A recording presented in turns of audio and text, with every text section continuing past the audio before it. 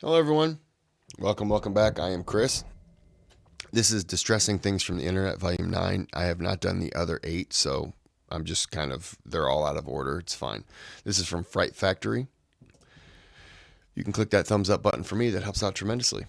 Subscribe if you'd like to. And you can donate to the channel through the thanks button, which they never have. All right.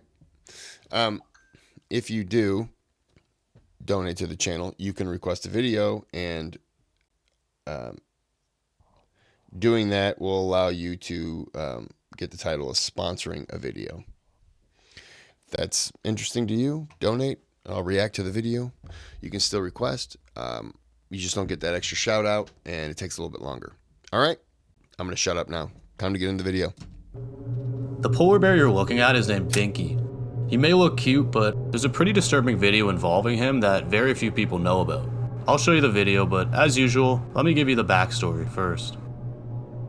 Binky the polar bear was a male bear born in 1975 in Cape Beaufort, Alaska. We don't know how or why, but he was unfortunately separated from his mother, resulting in him being deemed an orphan. An oil rig worker came across the cub, contacted the Alaskan Department of Fish and Game, and you know what comes next. Same year, they started looking for a zoo to put him in, eventually landing on a small children's zoo in Anchorage, which would later become what we know as the Alaska Zoo. Obviously, up to this point, he had a pretty hard and isolated life, and it resulted in him becoming very aggressive. In an attempt to mitigate this, and make more money of course, they eventually negotiated the purchase of a female bear to ship out to him so he had company. Unfortunately, she'd pass away from a viral disease before ever being shipped out, so they put 2 twin cubs in there with him, which he wouldn't get along with either. As he reached full size, he weighed a whopping 1,200 pounds, was said to be very stubborn and aggressive, with the first serious instance being him biting off an employee's finger in 1983. This was promptly dealt with by admin and overlooked because it was just one instance and you could easily chalk it up to employee error, but it wouldn't be the last incident. For the next decade, there would be no serious events involving Binky. However, in 1994, that would all come to an end. On July 29, 1994, an Australian tourist named Catherine jumped over 2 different safety fences so that she could get a closer picture of Binky sleeping. As she was getting the camera ready, he snapped, stuck his head through the bars and grabbed her, pulling on her and mauling her while visitors looked on. And a couple of them would even end up recording this on camera.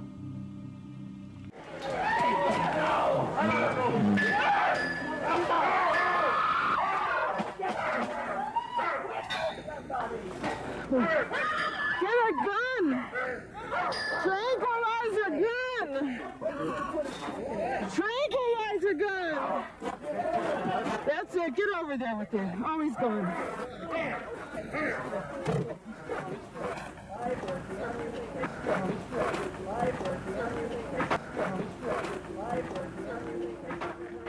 The bear thrashed and pulled, grabbing her with his paws and gnawing on her leg and hip, all while employees piled on and tried hitting the bear away with branches. For a while, Binky would refuse to let go, but once Catherine's leg broke and the employees continued hitting him harder, he'd eventually drop her. She was left with a broken leg and bite marks, but would make a full recovery and have a positive outlook on the whole thing. Also, he grabbed one of her shoes and it made for this super iconic picture. Apparently from the minute this hit the press, the town came together and defended the bear, rallying and demanding they don't put him down. Yeah, I defend the bear too. If you put down the bear, put her down too. Stupid idiot. Yeah. You know what? We need to stop penalizing animals when you put them in a zoo and people jump fences and get mauled. If they survive, let's put them down too. If you're going to put the animal down, put the stupid person down, because we don't need those genes circulating in the gene pool. Sorry. I have no sympathy for her. What an idiot. Over some stupid woman's mistake. Luckily, it actually worked and they didn't euthanize the guy. And believe it or not even 2 months after this, a bunch of drunk teenagers approached his enclosure with plans to swim in Binky's pool, to where one of the 19-year-olds was mauled and suffered lacerations. Apparently the zoo didn't want to confirm it was Binky, but it was Binky. Once again after this, the town... Fucking high five to you, Binky. If people are going to be stupid, I just, do us a favor and get rid of them. What an idiot. would come together insisting they didn't euthanize Binky, and they didn't. But unfortunately, just a couple years later in 1996, Both him and his cage mate would contract a contagious parasitic disease, resulting in them passing on. The most wholesome part about this is that apparently there was a massive turnout at his memorial, even considering it was pouring rain that day. But yeah, rest in peace, Binky. Poor guy never got a break. If Binky were to jump the fence of the enclosure, maul a bunch of people,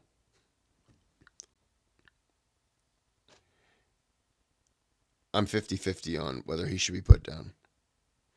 I wouldn't want to be locked up in a cage either. Now, if Binky's in his natural environment, he gets his hands on, let's say he goes to a town, gets into a gun store, karate chops a person to death, gets a bunch of weapons, and then comes and breaks into my house and shoots me to death, yeah, then you got to euthanize him. Because that animal is a menace and has went out of his way. Outside of that, if you take an animal out of its natural environment and you put it where people can come to it, look, I go to a zoo every now and then, and if I got mauled to death by an animal in the zoo, I'm an idiot. There's wild animals there. They do tend to eat people. Like, that's my problem. I'm popping them peas. I apologize. Like, that's my problem. It's my problem. It's not the animals. If the animal attacks someone and you have to put the animal down, put the person down, and put the person down who brought the animal in. How about that? How about we start eliminating stupid people instead of the animal that does what it does naturally? How about that?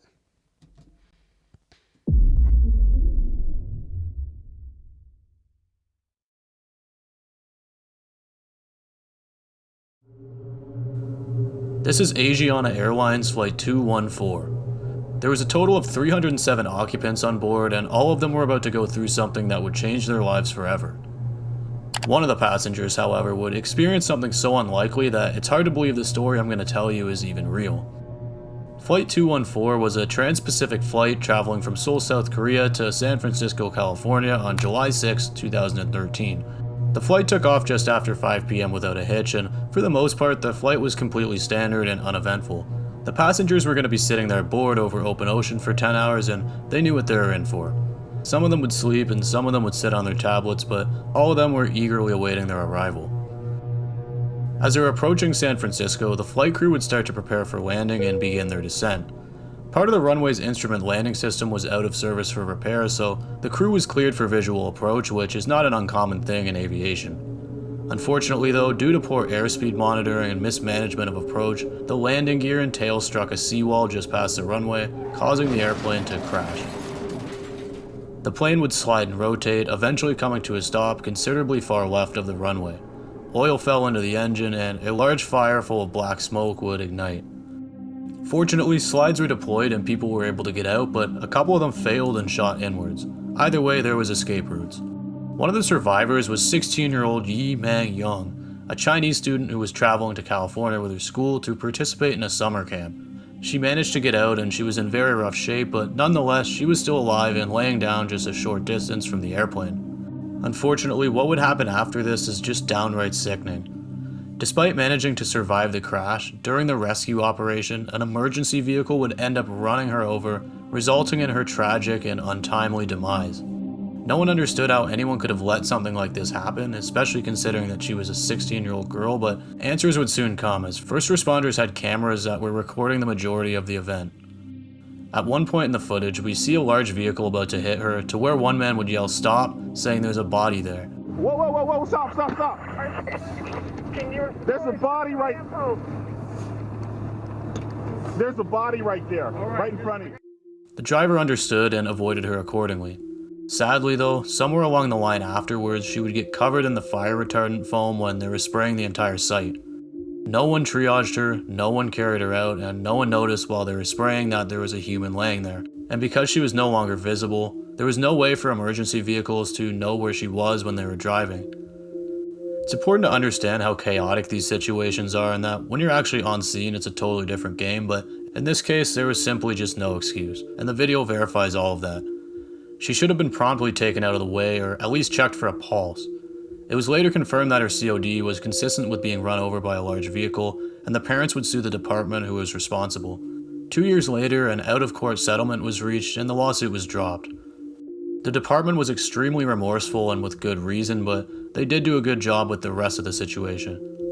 What's even more sad about this to me is that among the 3 fatalities in this accident, all 3 of them were teenage girls who were from the same school. The other 2 were apparently even friends with Yi. So yeah, everything about this situation is just horrible.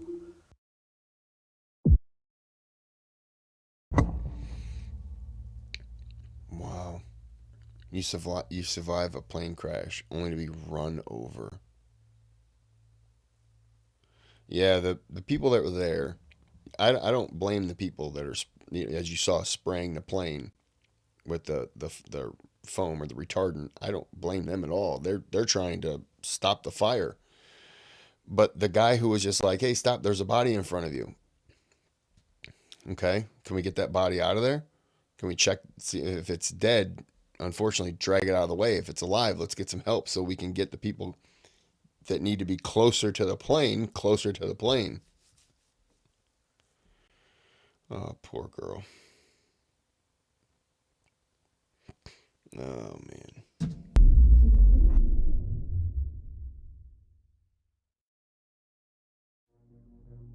Diphenhydramine, also known by its brand name Benadryl, is an OTC med that's used to treat allergies, insomnia, and in some cases a common cold. I hate Benadryl. Don't like taking it. Don't feel like it does anything. It's one of those you got to take it like every 4 hours or 4 to 6 hours. I hate it's garbage. It doesn't work for me. It's a super prevalent and useful medicine that most people have in their cabinet, but in the past people have been known to abuse it. See, at higher amounts it has very different properties, changing for the worse the higher you go. There's no shortage of effects, and in many cases it can have addictive properties as well. Like anything recreational, there's a small subset of people who become very into it, creating online communities and subreddits discussing its safety, reporting experiences, and in the case of today's topic, having their entire life consumed by it. Tired of people faking too is a now an active Reddit user who spent almost all of his time posting about Benadryl. From showcasing the extreme levels he goes to, all the way to creating intricate charts covering its effects. I went through every single comment he ever made, and quite literally everyone is discussing this stuff, minus a few exceptions where he opens up about his mental health. It's a really harrowing read, and through this page we get a first-person deep dive into the tragedy of his life and what his day-to-day struggles going way overboard with Benadryl is like. I lost over 45 pounds in 2 months just from taking so much DPH 24/7. Nope, never get any sleep. I try, but my brain won't let me. I try closing my eyes, but I can't sleep. It's pure hell. I'm just sitting there for hours staring at my wall, contemplating, because my life is crap and this stuff is addictive. Well, I do want to stop, but I don't want to stop taking DPH until I can find an alternative method to cope with my life, because I take DPH to cope with my pain and stress and worries. I have complex PTSD from several traumatic events in my childhood. My parents passed away when I was very young. I was assaulted by people I trusted, and I've had horrible experiences in the hospital and a bunch more. I get panic attacks, disassociate, and have meltdowns when I get flashbacks or night terrors. I'm not very good at coping with it, so I'm just a messed up person. I'm basically not even here right now mentally. I'm living in a dream world 24/7. I have seizures, my heart rate stays in the 170s to 240s BPM range. I'm always dehydrated, I've lost way too much weight. I can't speak correctly, I stutter and mispronounce words all the time. I have the worst eyesight I've ever had, in fact I'm legally blind now. I don't have any ability to remember anything, can't remember what I just said or if someone asked me. I barely sleep, only about 7 hours each week. I'm always hallucinating and my blood work is so awful. I have to get a blood transfusion on Monday because I'm severely anemic due to malnutrition and very heavy nosebleeds. It basically f***ing sucks. My chest always hurts and I'm always delirious.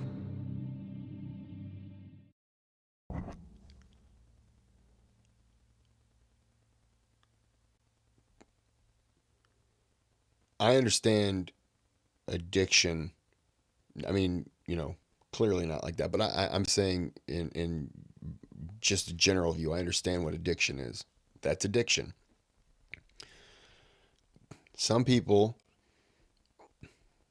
know it's bad, but the risk of stopping is scarier to them than the risk of continuing. You gotta stop, man.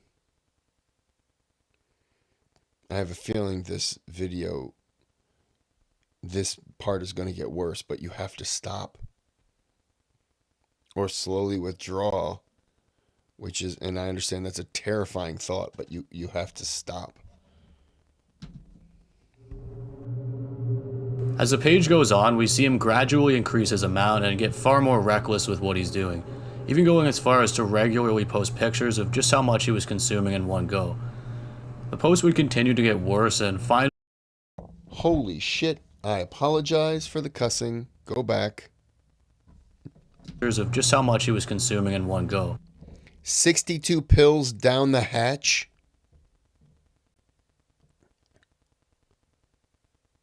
Is that in one go? I thought it said something about vomiting. The post would Okay, let me go back one more time. Oh, no, sorry. I went forward. What are you doing, Kris? This shit makes me throw up so bad, but I still keep on taking it. to regularly post pictures of just how much he was consuming in one go. Jesus, man.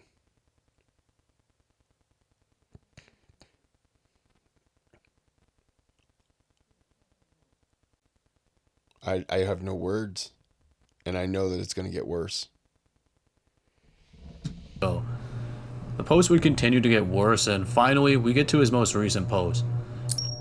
It shows him posting a total of 276 pills and saying, "Why the hell not?" And unfortunately, there was a reason this was his last post. After taking that incredibly large amount, his body would no longer be able to take it, resulting in him sadly passing away. It was later confirmed by other users who knew him personally and shared around the communities. It stands as a good example for staying away from this stuff, and even he himself would check up on people in their posts of the same nature. He continually spoke about how bad it was and how it wasn't worth it, but in the end, it got him.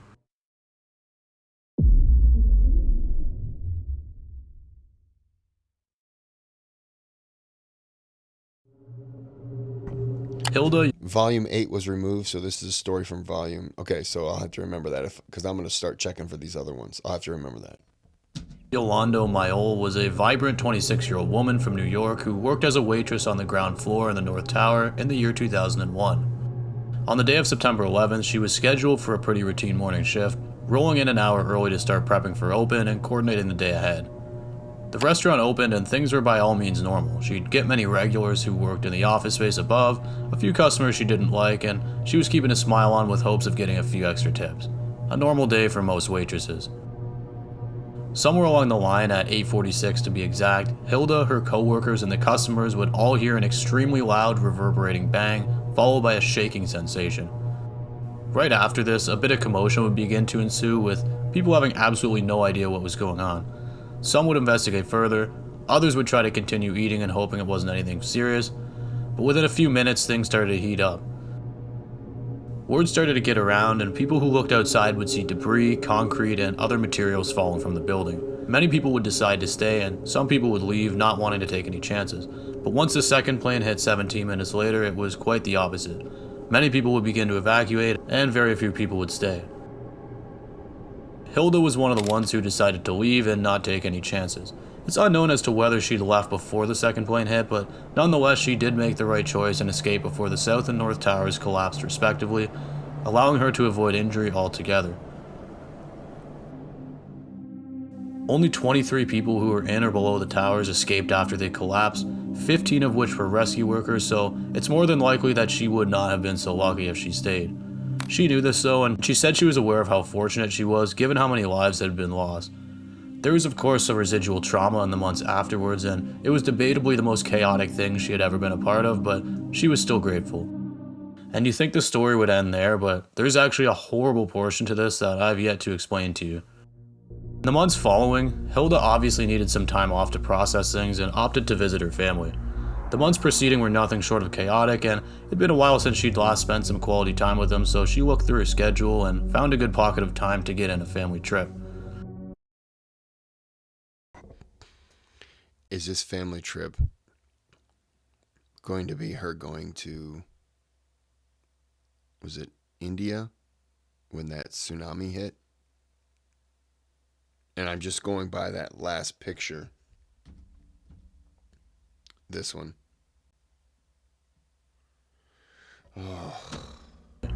The months preceding were nothing short of chaotic, and it'd been a while since she'd last spent some quality time with him, so she looked through her schedule and found a good pocket of time to get in a family trip. Eventually, they decided to book a flight to the Dominican Republic on November 12th of 2001, where she'd meet up at the resort with her family and enjoy a couple of weeks together. What she didn't know, however, is that the flight she was going to take ended up being the infamous Flight 587, a plane that took off from JFK, crashed 10 minutes later, and killed all 260 people on board, and an additional 5 on the ground. Hilda survived 9/11, one of the most terrifying attacks ever to take place on American soil, just to pass away in a catastrophic plane crash only 2 months later. The family was understandably devastated, and while we've never heard specifics, I can only imagine what it would be like to find that out on what was supposed to be a quality family vacation. This event also temporarily stirred up more fear, considering it involved a plane, it was in Queens, New York, and it occurred so soon after the attacks. Because of its time in history, many people forget this accident, but that's just because it was overshadowed by a much larger event. I hope Hilda's, as well as all the victims' families, have been doing well in the decades following. It's always sad to hear an innocent person pass while they still have most of their life ahead of them, but this time she just couldn't escape death. That's going to do it for this one, guys. Thank you so much for... Oh, that poor woman. Wow. I know that the tsunami was in 03 or 04. So that's what I was thinking. I was thinking that, she recovered for a couple years. Wow, 2 months. I don't know if I would have been wanting to get on a plane after 2 months.